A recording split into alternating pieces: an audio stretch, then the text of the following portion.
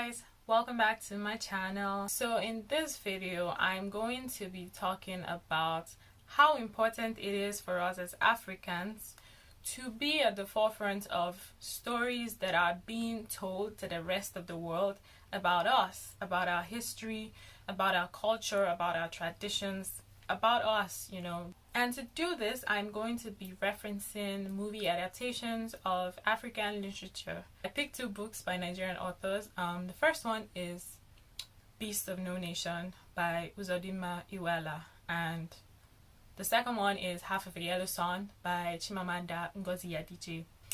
If you guys are excited about this, you want to hear more, stay tuned and I will be right back.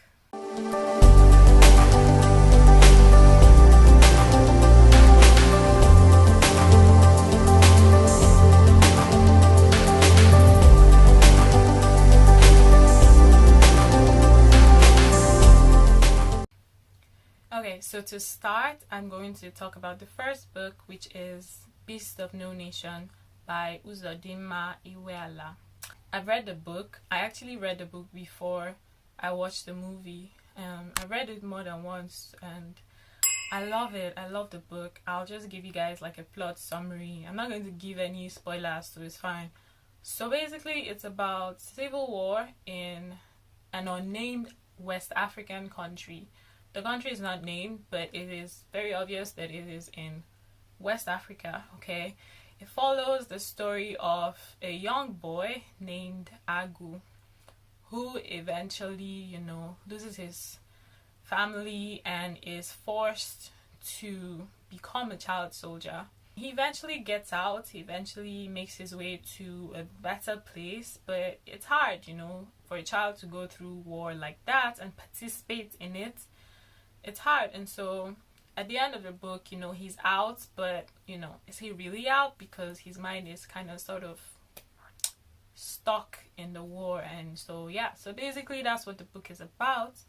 So I liked the movie adaptation, and I'm gonna tell you why I liked it. First of all, they actually used a lot of African actors, and I was like, hallelujah, this is what I'm talking about, okay? So there are a lot of, obviously it's about children soldiers, and so there are a lot of child soldiers. And guys, I think all of the child soldiers, or at least the main ones, were like African children. Do you understand? They grew up in West Africa. It's in their blood. They sound like it. They talk like this. I was like, wow. And they didn't just find random. They found kids that can act. Kids that acted the hell out of that script, okay? People might say, oh, but Idris Elba is British. But like, guys, Idris Elba was in a movie. But honestly, I feel like he played his part so well that I have nothing bad to say about it. And let's be honest, if you're looking for like American or British African actors who are still very much connected to their roots, Idris Elba is as close as you get, okay? It's as close as you get. And it's not like I'm just saying because it's about Africa, use African actors. The thing is, guys, some of these stories, especially the ones that are based on true events, not that they're still fictitious in that the characters themselves and the storyline is fiction, but they're based off of true events in the sense that civil wars actually did happen in many African countries. And this is a topic that is very personal, very, very personal to us as Africans. It's part of our history. It's very sensitive. They're very, very sensitive topics. And I feel like no one else except us is going to connect with that kind of story in a way that will really come across as good acting and make people feel things, okay? The way that those kids were able to assimilate the script and take on those characters and actually bring people to tears was something else, okay? When I read the book, I cried. There were moments where I cried, and I was expecting the same thing from the movie, and they did not fail me. Beast of No Nation, I liked the book, I liked the movie, And I feel like part of the reason why it was such a huge success was because they used a lot of people that were actually, you know, from that place, from West Africa, and have heard or experienced in some way this kind of, this civil war type reality that is very, very important to our history as a people, okay? So now I'm going to talk about Half a Yellow Sun. Guys, I did not like it, okay? I did not like the movie, but let me backtrack. First, the book is by Chimamanda Ngozi Adichie. I think it was her second book, if I'm not mistaken. And till date, it is still my favorite book by her. And this is the reason why. So, growing up, right, I heard a lot about the Civil War from my parents. I grew up hearing these stories from my parents, and my dad had some books from, like, you know, people his generation or even older that had written about the Civil War. But for some reason, I just could not connect with the war in the way that I wanted to. And I read Half of a Yellow Sun by Chimamanda, and I was like, oh damn, like I felt like I was part of this world, like I had gone through it after reading that book. And so after reading that book, I finally started to feel like I understood what this war had really done to my people, and I understood the significance of it, and I felt closer to it, and I loved the feeling. Okay, so now I'm going to tell you just a plot summary. So it's about civil war in Nigeria. The civil war in Nigeria lasted for 3 years, 1967 to 1970. It was basically between the Igbos and the rest of Nigeria. The Igbos wanted to separate from Nigeria and form their own country, their own republic, and the rest of Nigeria said no. So they were fighting for 3 years, and a lot of people died. So yeah, that's what it's about. But the book itself follows the story of a couple of people. So there's a couple. There's two sisters. First of all, two sisters, Olanna and Kainene, who are pretty different. Olanna gets married to Odenibo, and so her experience during the war is with her husband Odenibo, and then her sister Kainene isn't married, doesn't get married, but she, you know, so she's a single woman who is, you know, very business minded, and so she experiences the war in a very, very different way than her sister. Okay, this boy who, like a house help that he lives with Olanna and Odenibo, and his name is Ugu. The book is also very much about him and his journey. And then the movie came out, and I watched it, and I was like,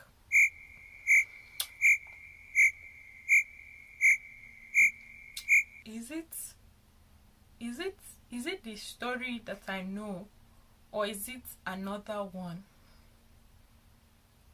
What's going on, guys? Before I even watched it, I tried to like look at the cast name, and I was like, who are these people? Why? No, why are you doing this? First of all, they only use like 4 or 5 Nigerian actors: Genevieve Naji, Osi Ukeje, Onyeka Onwenu, Zach Oji. I think that's all. Or maybe there was like minor characters that I don't know about, but okay, those 4 names were like the Nigerian names on the cast, and they were not playing any important role like that. So the main characters, Olanna, Kainene, Denibo, Ugu, the people that they got to play it, I was like, how? No, how? And don't get me wrong, okay? Chiwetel Ejiofor, he played Odenibo. Brilliant actor, very brilliant, okay? But is he right for that movie, for that character? In my opinion, no, he's not. It doesn't take away the fact that he's Nigerian and he's Igbo, yes, but he is so far removed from the culture and everything that it shows, okay? It showed. It was bleeding throughout the movie. It showed throughout the movie. I could see it. I'm sure you could see it too if you've seen the movie. Then the person that played Olanna, Thandi Newton, I think is her name. brilliant actress from what I've heard. I haven't really watched any of her movies, or if I have, I don't remember, but brilliant actor from what I've heard. Was she right for that movie? No. Was she right for that role? No. In my opinion, no. John Boyega was also there, but was he right for that movie, for the role he played? Like, guys, let's just be honest with ourselves. They cannot tell me that they couldn't bother finding Nigerian actors that could fit into those characters seamlessly. They cannot tell me that.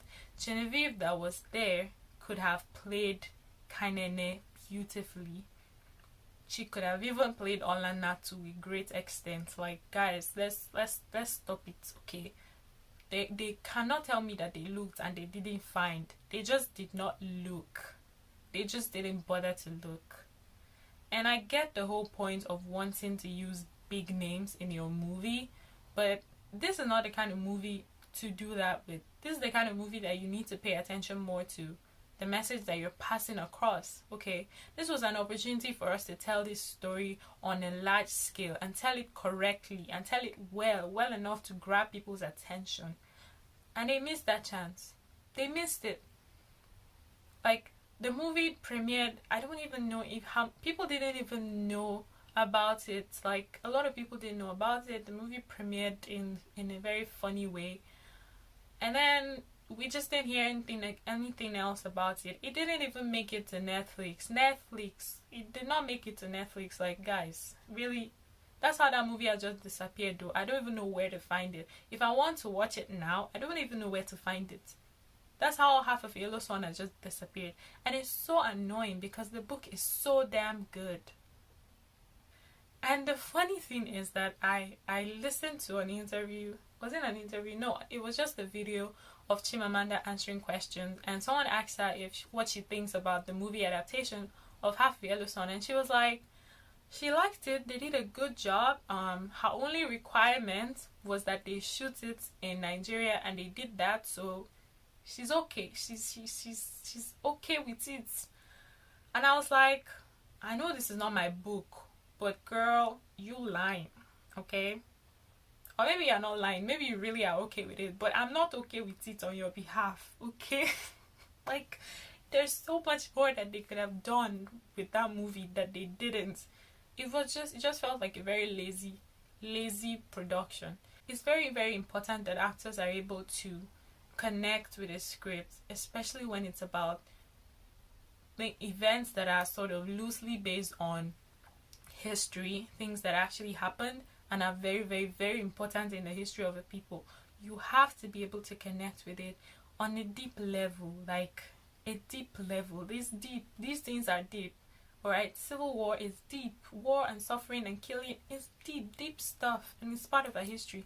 And we cannot just get some random person to come and play the role because their name is big. That's not how it works, okay? That's not how it works. Okay, so now that I have talked about those two books and their movie adaptations and how I felt about them, I'm just going to round up with a few points. First thing I'm going to say is that there's still a lot of myth surrounding Africa. There's still a lot of misinformation out there, misrepresentation out there about Africa as a continent. And in order to fight back against the misrepresentation and the misinformation, we are trying to tell more of our stories by ourselves, because, like I said before, no one is going to tell our stories better than us, okay?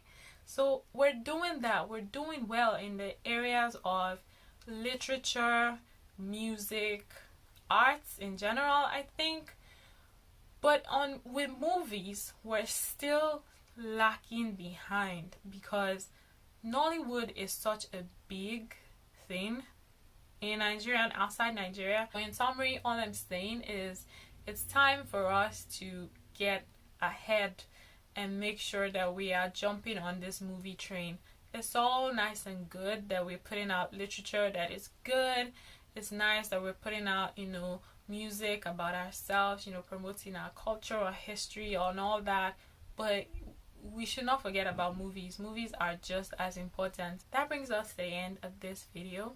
I hope that it was interesting, insightful. Thank you so much for watching. If you have not yet subscribed to my channel, please do it now. Click the subscribe button. Okay, click subscribe.